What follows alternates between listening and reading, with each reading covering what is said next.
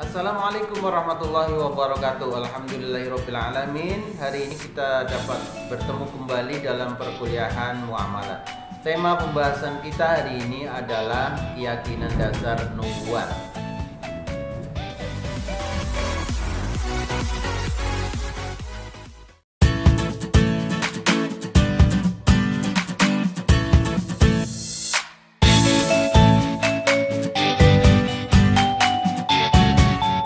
Baik ya teman-teman yang dirahmati Allah Subhanahu wa taala, materi yang saya jelaskan melalui PowerPoint ini melengkapi materi yang saya tulis ya.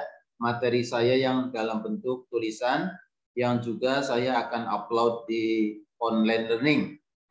Jadi dua-duanya harus teman-teman perhatikan dan silakan dicatat beberapa poin penting ya yang ada di dalam presentasi ini untuk melengkapi materi yang sudah saya tulis. Oke, materi kita adalah keyakinan dasar nubuah atau beriman kepada nubuah. Nah, teman-teman sekalian, apa sih yang akan kita bahas? Ya, keyakinan nubuah adalah meyakini atau mengimani tentang kenabian, yaitu meyakini tentang adanya para nabi dan rasul serta kitab suci yang diturunkan kepada mereka. Jadi ada dua unsur ya yang di sini akan kita bahas dan kita harus meyakininya sebagai seorang muslim. Pertama berkaitan dengan turunnya para nabi dan rasul. Bahwa Allah Subhanahu wa taala menurunkan para nabi dan para rasul sebagai pembimbing manusia dan bersama mereka Allah Subhanahu wa taala menurunkan kitab suci, menurunkan firman-firman Allah. Inilah dua elemen penting ya yang merupakan keyakinan dasar ya. Keyakinan ini merupakan keyakinan dasar di paragraf berikutnya yang akan berdampak pada prinsip-prinsip hidup pada prinsip-prinsip hidup dan perilaku kita sehari-hari. Jadi sama seperti ilahiyah tentang tauhid ya, dia adalah keyakinan yang paling dasar, basic belief ya di dalam hati dan pikiran kita. Jadi ini sangat penting. Begitu kita meyakini adanya nabi dan kitab suci, maka itu semua akan menjadi pola perilaku ya, akan mempengaruhi perilaku kita, prinsip hidup kita di dalam hidup di dunia ini ya. Bagaimana kita hidup, maka kita akan berpedoman pada apa yang diajarkan oleh para nabi dan rasul melalui kitab suci atau firman-firman Allah. Begitu kita tidak meyakini ini, maka tentu saja prinsip dan perilaku hidup kita itu akan disandarkan pada sesuatu yang lain. Ya, karena itulah yang bagian ini ya nubuah ini termasuk kita katakan sebagai prinsip dasar ya, sebuah prinsip yang amat penting, yang amat fundamental, yang menjadi dasar bagi prinsip dan perilaku kita di dalam hidup di dunia ini. Baik. Nah, saya ingin memberikan ilustrasi seperti ini ya untuk supaya mudah dipahami. Nah, teman-teman sekalian yang dirahmati Allah Subhanahu wa taala, Allah Subhanahu wa taala itu membuat alam semesta ini ya. Allah buat tuh alam semesta ini yang bagian kanan ya. Alam semesta adalah tempat atau objek kehidupan manusia yang di dalamnya terdapat berbagai aturan-aturan ya, hidup ya. Jadi alam semesta ini itu diciptakan Allah sebagai apa? Sebagai tempat untuk manusia hidup. Tapi kemudian kan manusia itu nggak ngerti ya bagaimana sih cara hidup di dunia ini. Ya sesungguhnya di alam dunia ini Allah sudah ciptakan aturan-aturannya ya. Semua ada aturannya. Teori-teorinya sudah ada. Ya makanya nanti dalam perkembangannya kan para ilmuwan itu dikatakan sebagai penemu. Dia menemukan, berarti sesuatu itu sudah ada ya. Rumus-rumus itu, teori-teori itu sudah ada. Yang membuat, yang mengadakan siapa? Allah Subhanahu wa taala. Hanya ilmuwan itu menemukan regulasi itu ya. Nah, alam semesta ini penuh dengan berbagai aturan, dengan regulasi, baik yang bersifat bisa dicerna akal, teori-teori ilmu pengetahuan maupun yang metafisik. Ya, yang metafisik itu semuanya sudah ada rumusnya gitu ya. Jadi pendek kata, bagaimana kita hidup di dunia ini, untuk apa kita hidup, bagaimana kita hidup, dan hendak kemana nantinya, sehingga kita menjadi tahu apa yang harus kita lakukan, itu sudah ada aturannya, ya.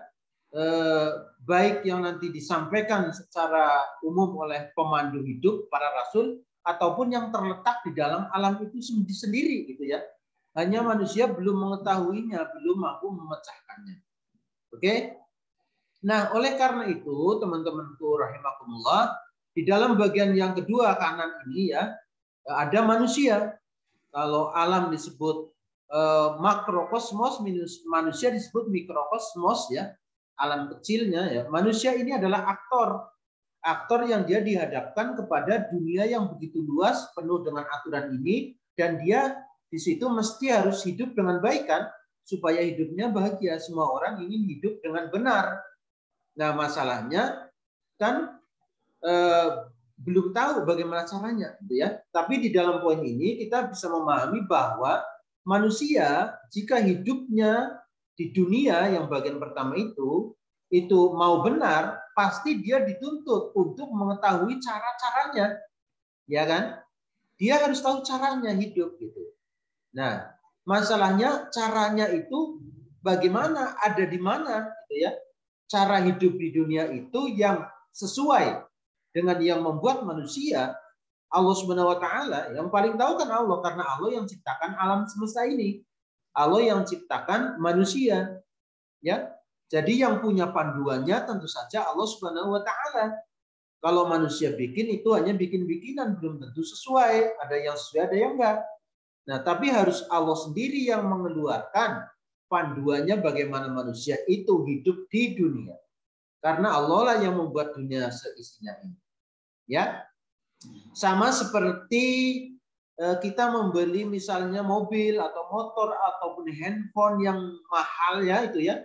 Di situ kan ada panduannya ya, bagaimana mengoperasikan produk itu. Dan kita harus ikuti, ya kan? Kalau nggak kita ikuti, maka produk itu akan kita gunakan tidak sesuai dengan aturan, akibatnya cepat rusak. Maka sama seperti manusia, ya dibuat oleh Allah, maka kita harus mengikuti aturan-aturan Allah sang pembuat alam raya dan manusia. Ini jika hidup kita itu mau sesuai dengan panduan, dan sehingga kita bahagia. Nah, tadi pertanyaannya adalah di mana panduannya, gitu ya? Nah, ternyata alhamdulillah Allah Subhanahu wa taala memang sudah berikan panduannya nih. Jadi Allah itu enggak membiarkan manusia dicipta begitu saja, alam raya dicipta begitu saja kemudian dibiarkan. Enggak, tapi Allah sudah membuat aturannya juga. Sudah membuat petunjuknya juga bagaimana caranya hidup dengan benar di dunia ini. Nah, panduan itu ada di dalam kitab suci. Ya, kitab suci firman Allah itu adalah petunjuk dari Allah, manual produk untuk menunjukkan agar hidup kita itu benar. Kalau kita sebagai manusia harus bagaimana? Kalau kita seorang ayah harus bagaimana? Kalau kita seorang ibu harus bagaimana? Seorang anak bagaimana? Pejabat bagaimana? Seorang mahasiswa bagaimana? Dosen bagaimana? Itu sudah ada aturannya. Ya, ada yang secara umum, nanti ada yang secara terperinci. Nah, buku panduan katakanlah seperti itu yang paling pokok ya, bagaimana manusia hidup itu ada di dalam kitab suci, yaitu kumpulan dari firman-firman Allah Subhanahu wa taala. Ya, kitab suci berisi himpunan hudan. Alif lam mim dzalikal kitabul la raiba fihi hudan lil muttaqin. Quran ini, kitab ini adalah hudan, petunjuk, guide bagi orang-orang yang bertakwa. Untuk apa? Agar hidupnya mencapai kebahagiaan yang hakiki. Jadi penting dong baca kitab Al-Quran, kitab suci, penting sekali bahkan harus. Kenapa?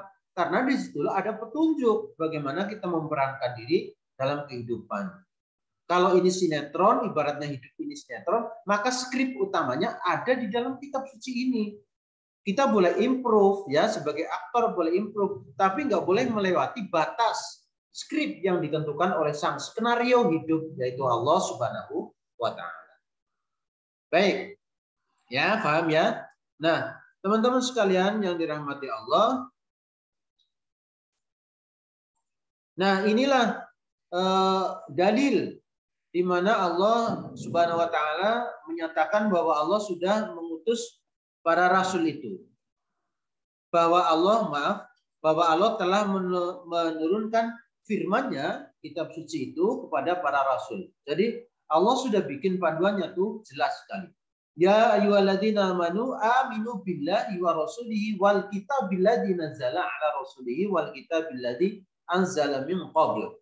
Jadi berimanlah, percayalah ya, ikuti, tanamkan dalam diri kita bahwa inilah pedoman hidup yang harus kita pegang dan pasti harus kita baca. Karena disitulah ada petunjuk bagaimana kita hidup dengan benar, ya. Dan hanya Allah yang tahu bagaimana kita hidup dengan sebenar-benarnya.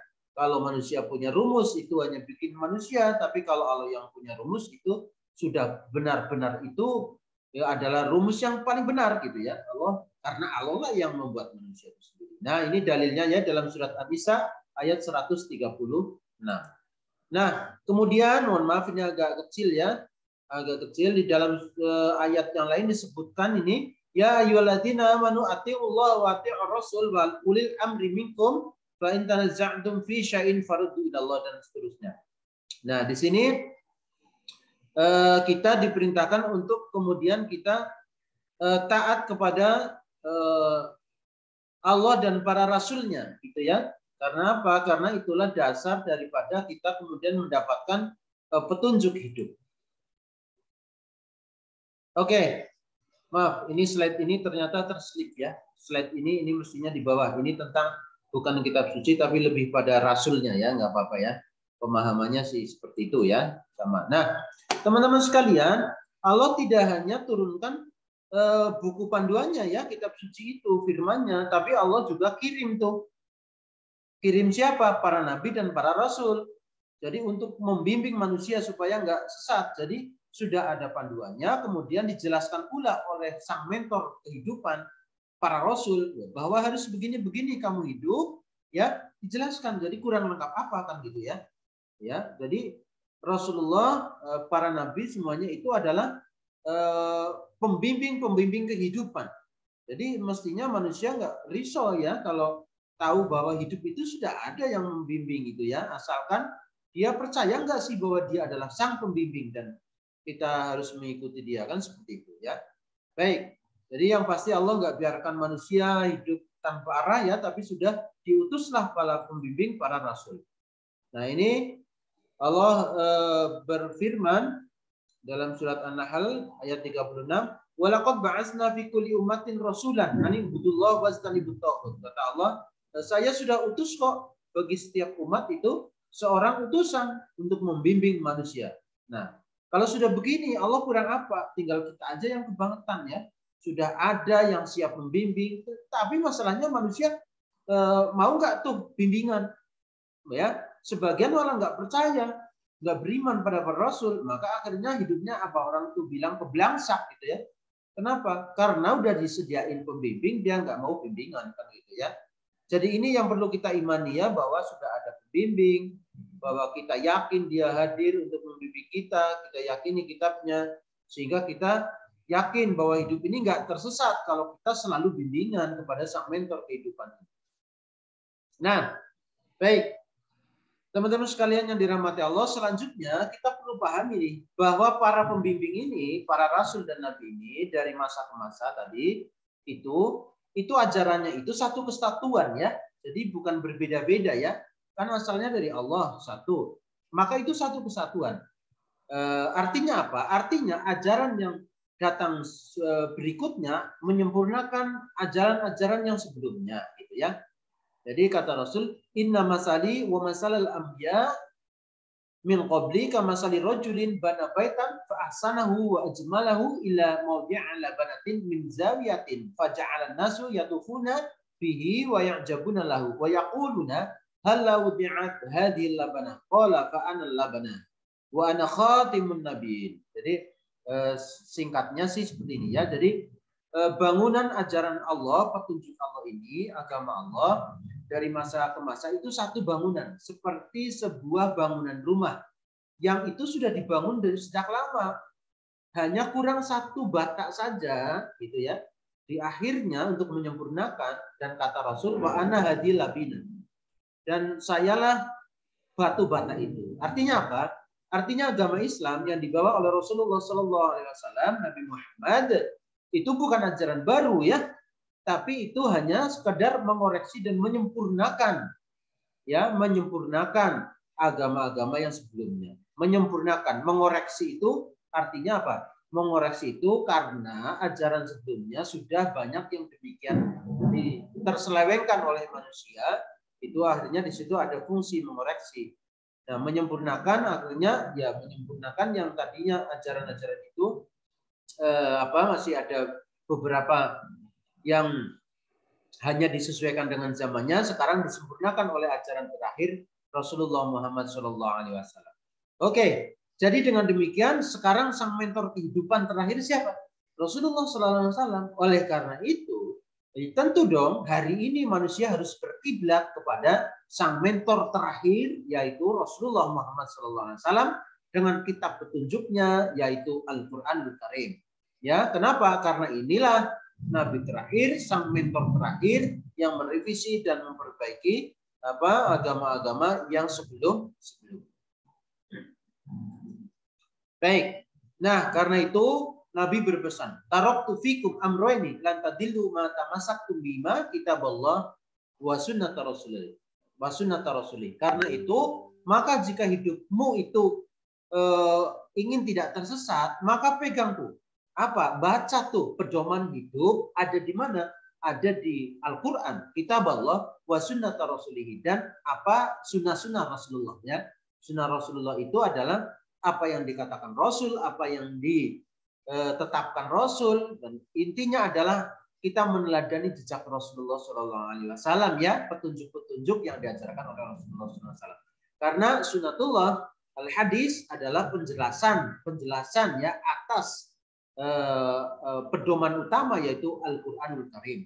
Jadi kita wajib mempelajarinya. Kenapa? Karena kita ingin hidupnya bahagia ya. Seperti itu ya, kita yakin betul bahwa inilah pokok daripada dasar keyakinan yang tentu saja kita harus berkomitmen yang memenuhinya. Kalau kita meyakini Rasul ada dan kitab sucinya itu adalah hak, maka pasti kita harus meneladani para nabi dan rasul itu ya. Laqad kana lakum fi Rasulillahi uswatun hasanah liman kana yarjullaha wal yaumal akhir wa dzakarallaha katsiran. Sungguh pada diri Rasulullah benar-benar ada suri teladan. Jadi sudah ya, para nabi, para rasul itu adalah sang mentor kehidupan ya, yang menunjukkan manusia ke jalan yang lurus ya. Makanya ini harus kita bina di dalam diri kita, bangun keyakinan. Inilah yang harus kita pegang sebagai basic belief, salah satu keyakinan dasar kita, yang tentunya jika keyakinan ini sudah tertanam di dalam diri kita, maka akan tergeraklah kita, termotivasi kita untuk memahami lebih jauh, mengenal lebih jauh para rasul, terutama rasul kita, sang mentor terakhir ini, dan kemudian kita akan senang sekali membaca petunjuk-petunjuknya ya, meneladani kehidupannya, karena itulah jalan hidup yang benar yang diajarkan oleh Allah melalui para rasulnya, sudah dicontohkan oleh para rasulnya ya. Seperti itu. Terima kasih. Baik teman-teman sekalian, demikian tadi pembahasan kita hari ini, mudah-mudahan dapat dipahami dengan baik. Jika ada yang belum jelas silahkan untuk berkomentar ya di bawah video ini di kolom komentar. Kita akhiri dengan baca hamdalah, alhamdulillahirabbil alamin. Assalamualaikum warahmatullahi wabarakatuh.